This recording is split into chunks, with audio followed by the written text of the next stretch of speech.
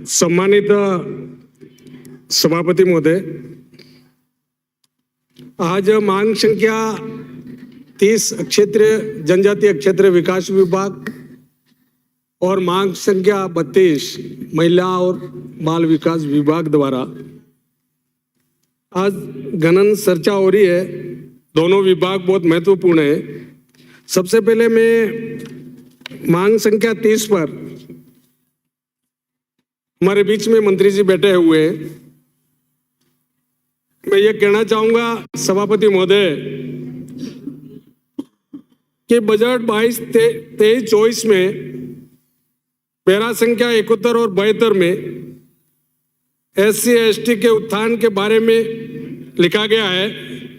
मुझे आश्चर्य है इतने बड़े बजट में 170 पेज का और 270 पैरा में लिखे गए SC/ST उत्थान के लिए 2 पैरों के में मात्र 4 लाइनों में लिख करके इतिश्री किया है। राजस्थान में SC/ST के करीब 2 करोड़ से अधिक जनसंख्या है और 50 SC/ST के करीब 60 विधायक यहाँ इस सदन में आते हैं। मैं ये कहना चाहूंगा जो जिस प्रकार का हमारा जनजातीय क्षेत्र विकास विभाग का जो उद्देश्य था, जनजातीय क्षेत्र के सभी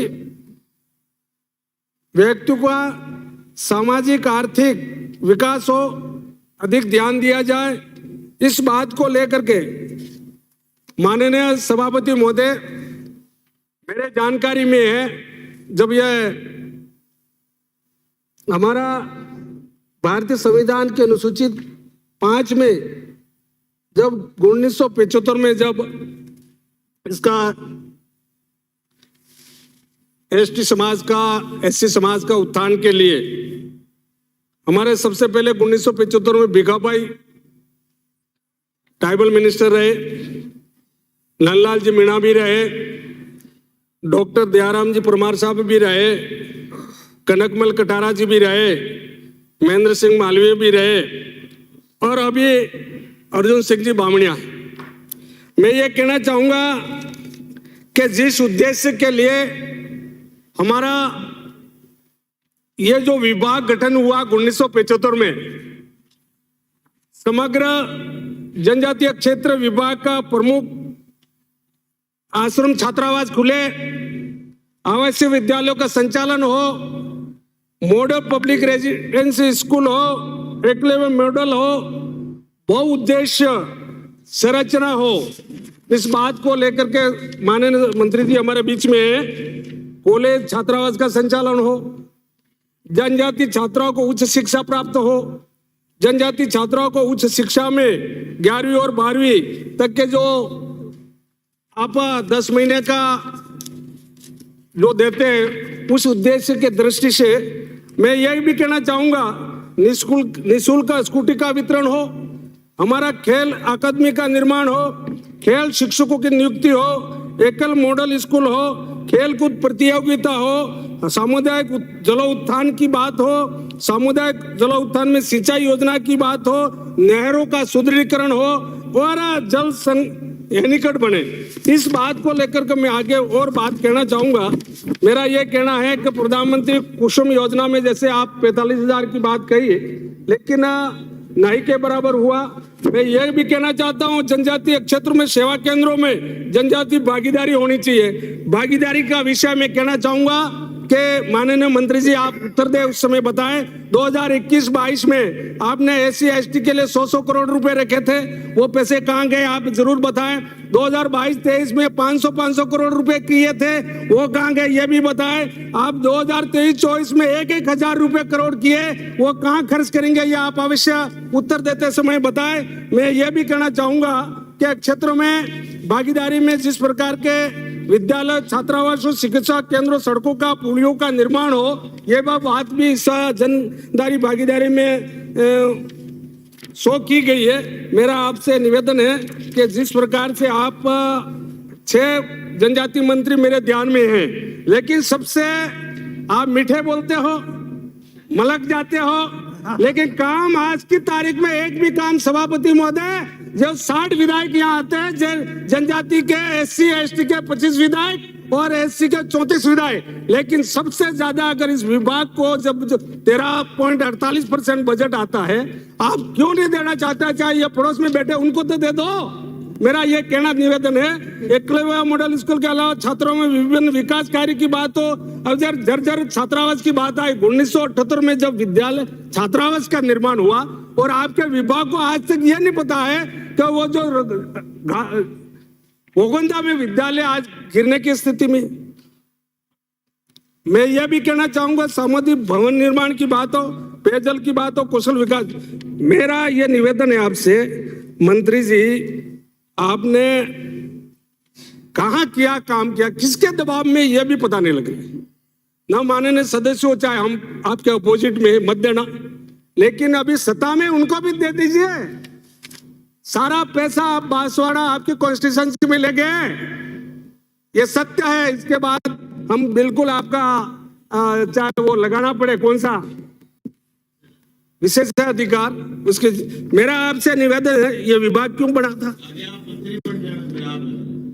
ये जब 1975 में बलवंत जी पुनिया जी अनुसूचित जनजातीय क्षेत्र में जो बात थी, इसमें अनुसूचित जनजातीय क्षेत्र का विकास हो, अनुसूचित क्षेत्र में माड़ा हो, चाहे माड़ा क्लस्टर हो, चाहे बिक्री बस्ती हो। इसके अलावा मेरा यह भी कहना है, जनजाति विकास विभाग का 20% आपका पैसा राज्य योजना कल्याण निधि से मिलता है। आपका संविधान 275 के तहत अनुदान मिल रहा है, विशेष केंद्र सहायता में भी मिल रहा है, केंद्रीय प्रधानमंत्री आदि आदर्श गांव में भी मिलता है, केंद्रीय परिवर्तित योजना के अंदर मिलता है, आपको सेंट्रल सेक्टर योजना के अंदर निकलता है। इसके अलावा प्रत्येक विभाग में जनजाति विकास हेतु उप योजना प्रस्तावित योजना है। मेरा आपसे निवेदन, राजस्थान जनजाति परामर्शदात्री का मैं चर्चा नहीं करूंगा, क्योंकि इस बारे में आप खुद जान रहे, पूर्व में जिक्र हुआ है जब हमारे यहाँ के माननीय सदस्य को लिया, इसके अलावा अदर को लिया, वो क्या समझेगा ट्राइबल का, रहन का, सहन का, खान का, जाने का, आने का, पुलिया का, रोड का, क्या समझेगा? मैं विकास विभाग के कुल कर्मचारियों की संख्या बताता हूँ।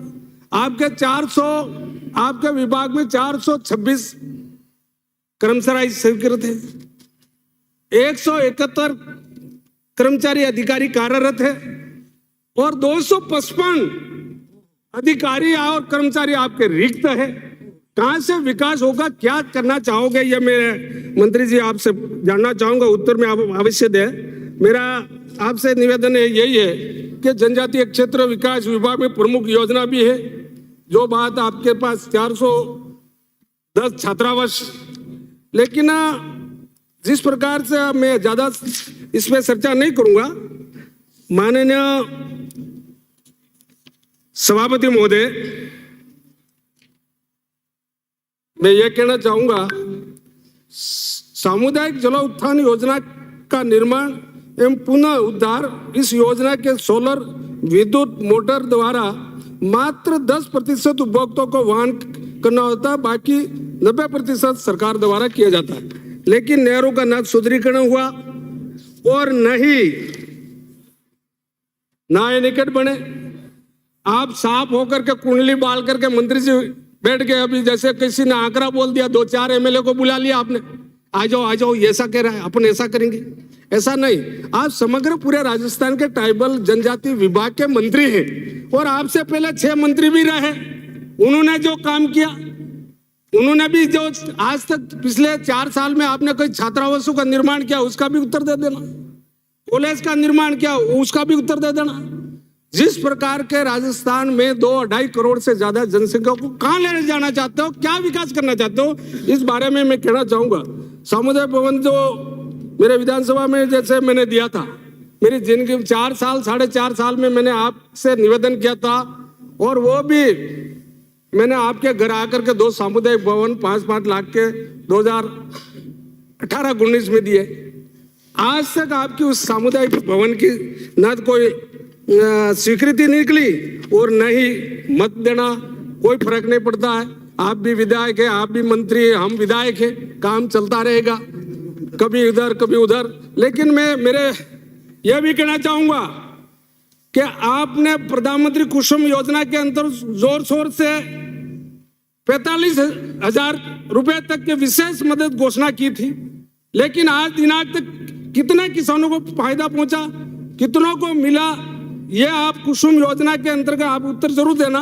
मेरे विधानसभा क्षेत्र जनजातीय क्षेत्र में स्कूटी वितरण का कार्यक्रम हुआ था। माननीय पूर्व जनजातीय मंत्री जी भी हमारे बीच में, अभी सिंचाई मंत्री है। इन्होंने क्या करा, मेरे जनजातीय क्षेत्र की बालिका स्कूटी वितरण योजना के अंतर विभाग अधिकारियों ने कागजी कार्रवाई पूर्ण कर ली, बच्चों को हेलमेट दे दिया और स्कूटी की चाबी भी दे दी, साथ में ड्राइविंग लाइसेंस भी दे दिया और आरसी तक का देने के बाद कागजों के पर हस्ताक्षर भी करा लिए और इसके बाद गेट पर स्कूटी को वितरण करते समय फोटो खिंचवा कर इन बालिकाओं से स्कूटी वापस ले ली। अब आप बताइए, ये वापस ले ली किस कारण से ली?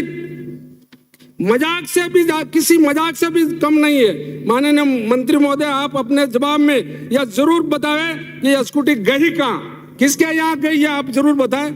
अगली में मैं यह बताना चाहूंगा कि आपकी सरकार में जनजातीय कल्याण निधि के तहत 2022-23 में 36 करोड़ की लागत से जनजातीय छात्रों को स्कूटी वितरण करने का प्रावधान किया गया।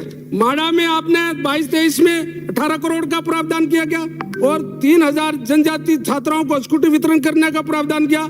माड़ा क्लस्टर क्षेत्र में 30 लाख रुपए की लागत से 50 जनजातीय बालिकाओं को स्कूटी वितरण करने का प्रावधान किया गया। बिकुरी बस्ती के लिए 17.40 करोड़ रुपए की लागत से 2900 जनजातीय छात्राओं को स्कूटी वितरण करने के, लेकिन मजे की बात यह है आज दिनांक तक स्कूटी का वितरण तो दूर की बात है, उस स्कूटी के खरीदने के टेंडर तक नहीं हुए। माननीय मंत्री जी किधर गए, आप भी दिख नहीं रहे। स्कूटी वितरण के टेंडर तक नहीं हुए।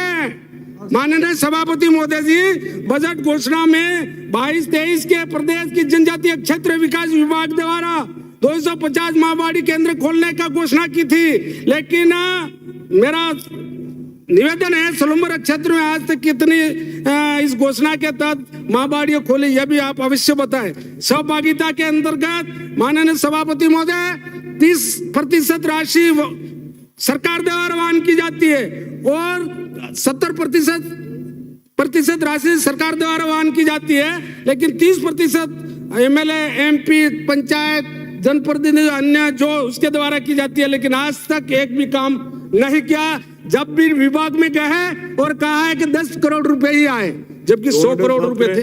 माननीय, एक मिनट, बहुत जल्दी करने वाला हूँ मैं। माननीय पिछली सरकार में ज्यादा इसलिए कि पिछली सरकार नाम लेते ही आप खींच जाते। जनजातीय क्षेत्र विकास विभाग में राज्य में जनजातीय कल्याण निधि के अंतर्गत 759 करोड़ का रुपए की राशि का विरुद्ध ओनली 2022 नवंबर 22 तक 368 रुपए ही खर्च हुए। 759 के विरुद्ध में 338 नवंबर का महीना हो गया, 2 महीने और रह गए। क्या करेंगे क्या नहीं करेंगे, मंत्री जी आप अवश्य बताएं। मैं जनजातीय क्षेत्र के लिए चल रहे केंद्र प्रवर्तित योजना के लघु वन उपज संग्रह TRI की योजना के वन बंधु कल्याण योजना शहरिया विकास के लिए मेरा आपसे ये निवेदन है कि आश्रम स्कूल के 873 करोड़ रुपए की राशि का विरुद्ध नवंबर 2022 तक 491 करोड़ रुपए ही खर्च हुए। संविधान अनुच्छेद 110 करोड़ रुपए का प्रावधान किया गया। मात्र नवंबर 2022 तक ओनली 48 करोड़ रुपए ही, 48.20 लाख रुपए ही खर्च हो गए। माननीय 110 के मुकाबले 50% भी नहीं हुआ। छात्रा निर्वाह, एकलव्य, जनजाति महत्व, धार्मिक, ऐतिहासिक, ये सारे कार्य में करीब 100। मेरा ये निवेदन है कि माननीय मंत्री जी, मेरे विधानसभा क्षेत्र वनाधिकार पट्टों के अभाव में आपके आज तक नहीं दिया। 2013 से प्रधानमंत्री रोड स्वीकृत है, लेकिन आपके विभाग की शिथिलता, आपके PWD जो भी हो, लेकिन इसके अभाव में आज भी पानी, बिजली, सड़क, पुलिया आदि से मूलभूत सुविधा से वंचित है। क्या मंत्री जी इसके पास कोई जवाब हो तो बता दें। वनाधिकार पट्टों के अभाव में मेरे विधानसभा में 5 सड़कें 18 2013 से रुकी है, जब आपकी सरकार थी। बीजेपी की चली गई। फिर आप आगे 5 सड़कें नठारा बड़ा चौराहे से गोटपानी, मंडा से रातक, मंडा से कलात, बलुआ से हरगाटा, प्रधानमंत्री ग्राम सड़क योजना 2000 से रुकी हुई है। माननीय सभापति महोदय, मुझे टेबल करने की इजाजत दी जाए। करे टेबल करें। सभापति महोदय, मुझे मांग संख्या 30 और 32 के ऊपर बोलने का मौका दिया, आपको बहुत बहुत धन्यवाद। सभापति महोदय, मेरा विधानसभा क्षेत्र मध्य प्रदेश और गुजरात से जुड़ा हुआ है। राजस्थान दक्षिण में से मैं आती हूँ, जनजाति क्षेत्र। मेरे विधानसभा क्षेत्र में बहुत से छात्रावास भी हैं, खुले हुए हैं। हमारे पहले हमारे मालवीय जी मंत्री थे, उस समय के छात्रावास खुले हुए हैं। मैं ये कहना चाहती हूँ कि मंत्री जी, आज जो पहले के छात्रावास थे, इन छात्रावासों का खिड़की टूटी हुई है। बहुत सारे छात्रावास में साफ पानी भी नहीं है।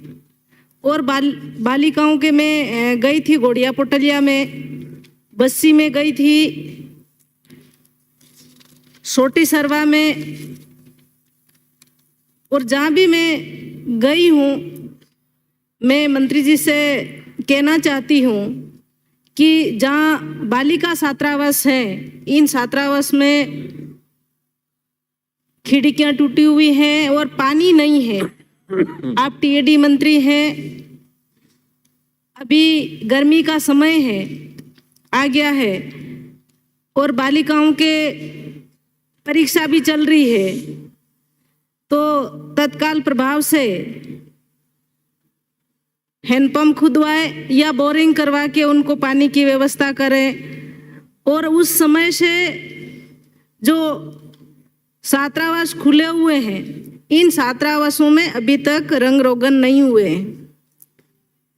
तो मैं कहना चाहती हूँ कि वास्तविक इन छात्रावासों में रंग रोगन और जहाँ खिड़कियाँ टूटी हुई है, उनके पैसे दे के उनके खिड़कियाँ ठीक करें। और मैं कहना भी चाहती हूँ कि मेरे विधानसभा क्षेत्र में एक बाहु